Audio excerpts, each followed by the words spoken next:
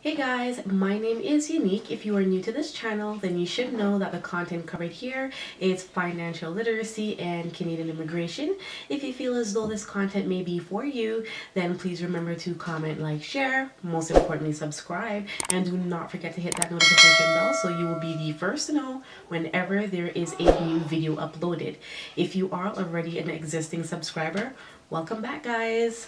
So today's video is going to be a part 3 of the family class sponsorship. We will specifically be focusing on how you can sponsor a brother, sister, niece, nephew, grandchild, cousin, and so forth. So stay tuned guys.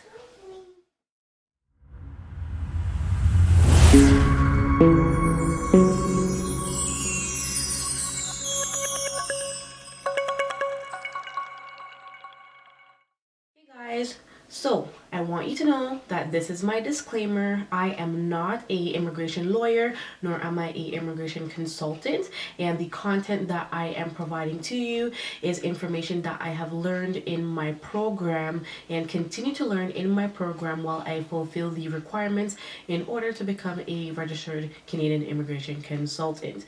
The information I'm also providing is information that is easily and accessible and open to the public. I often make references of where you can find this information from in the description below. I also do a screen share as well so you guys can learn how to maneuver the websites that I am referencing as well. Yeah, just so you guys are aware. Hey guys, so today we're going to be focusing on the part 3 video for the family class sponsorship. We are going to be talking about how you can sponsor a brother, sister, niece, nephew, aunt, uncle, cousin, grandchild. So the first thing we're going to get into is who can sponsor. So anyone that is a qualifying Canadian citizen or permanent resident is able to sponsor any of the persons that I listed previously. However, in order for them to be able to do so, if you realize I said they have to be qualified permanent residents and Canadian citizens, and in order for them to be qualified to sponsor any of these relatives, they must not have a criminal record. They must not be convicted of a violent crime or a sexual crime or crime against a family member. They must not owe child support or alimony. They must not be in prison. They must not be on social assistance, otherwise known as welfare. The only time they can be on welfare and qualify to sponsor someone in this class is if they are on welfare or social assistance due to disability reasons. Okay, they also will not qualify if they have sponsored a relative or someone under the family class in the past, for example a spouse who may have passed away, and the marriage broke down, and that person ended up going on welfare, which means that that person would then have to pay back the government all the money that was distributed to that person that was sponsored while on welfare, and that money may have not been paid up. That would be a reason why that person may not qualify as well. So a qualifying permanent resident or Canadian citizen is able to sponsor. This is going to go in 2 parts. So this is part 1. They are able to sponsor an orphaned brother, an orphaned sister, an orphaned niece, an orphaned nephew, or an orphan grandchild. Okay? In order for them to sponsor any of the relatives that I listed a while ago, those people must be 18 years or younger. They must not be in a common law or conjugal relationship, meaning they must not be living with anyone for a year, and they must not be in a conjugal relationship living with anyone at all, even if it's less than a year. Okay, and they can't be married, obviously. Okay, Also, both parents would have to be deceased. So that's mother and father would have to be deceased. All right. And they must be related to you by blood or adopted. Okay. You will not be able to sponsor any of these people if they have a parent that is still alive, if they have been abandoned and there's no whereabouts of that parent, they will not qualify. If they are in the care of someone else and not the parent, they will not qualify. Okay, perfect. The second part to this scenario, if the sponsor, which is a permanent resident or Canadian citizen, the qualifying permanent resident or Canadian citizen, does not have any living relative who is a permanent resident or Canadian citizen in Canada,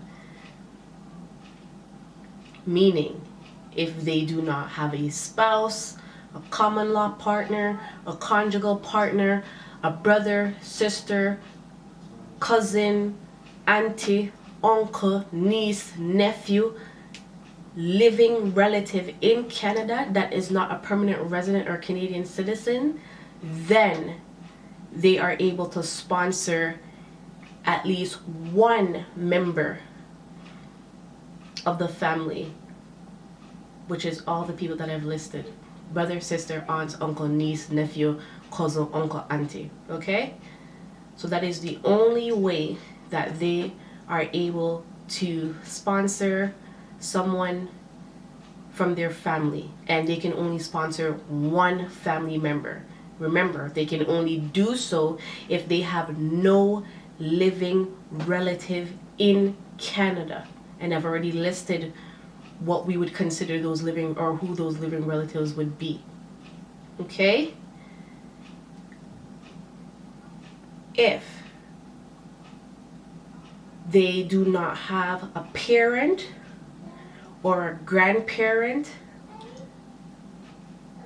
or a orphaned brother, an orphaned sister, an orphaned niece, an orphaned nephew, or an orphaned grandchild that they can sponsor, then they will be able to sponsor one family member.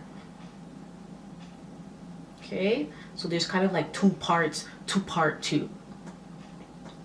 So if the one family member that they choose to sponsor, example, an aunt, and that aunt is married, and the aunt and her husband have a child, which we call a dependent, that sponsor is able to sponsor her aunt and the aunt's husband and the child, as long as the child qualifies as a dependent child, meaning a child that is 22 years and younger, and not 22 years or younger, and not in a common law, conjugal, or a marriage. Okay, so that dependent child cannot be married, they cannot be in a common law relationship or a conjugal relationship. Then that child would be classified as a dependent child, and the sponsor would be able to add that child onto the application. Okay, so the aunt would be classed as the principal applicant, and the husband and dependent child would be classed as dependents on that application. That is the only way a person in Canada, a qualifying person in Canada, permanent resident or Canadian citizen, can sponsor a family member. Hey guys, so I'm going to show you how to play around with the Immigration and Citizenship website for the family class sponsorship for other relatives. So we are going to get started. All right. By now, you guys should be very familiar with this website and how to get here if you have been keeping up with all my immigration videos. So we are going to select immigrate, and we're going to select family sponsorship. I'm gonna scroll down and we are going to select sponsor your relatives. Okay, so if you are trying to do this process on your own, I strongly recommend that you go through each tab in order to have a successful application.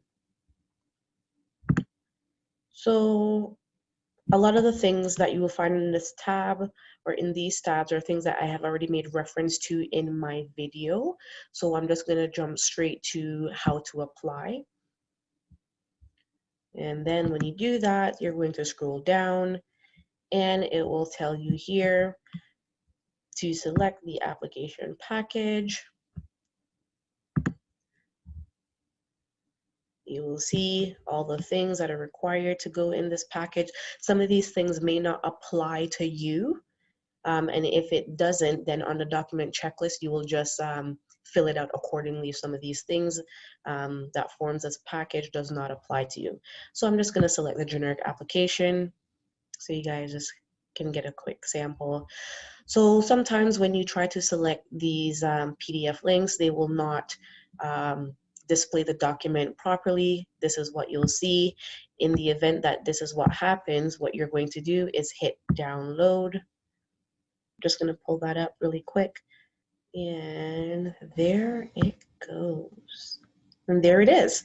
So I'm happy that this form actually has the validate button because I believe in my other video I made reference to the validation button. So this is just an example of what the form looks like, and as you can see, you'll be just filling in the required information accordingly. As you can see, you have little arrow tabs. You will just select them, drop down to select the appropriate country that would correspond with you. Okay, I'm just going to scroll down quickly just to do a quick run through of the application, just so you guys see what it looks like. If you don't have any dependents that you want to add, it gives you the option to remove the dependent. Ask you, are you sure? Yes, and it will remove that, as you can see. So in my other video, I made mention that some of these forms has a validation button where it will ask you to validate the form. Once it does that, once you hit that validation button, it almost checks the form for you to see if there's any information that was not filled in. As you can see, it's showing you that none of these sections have been filled in.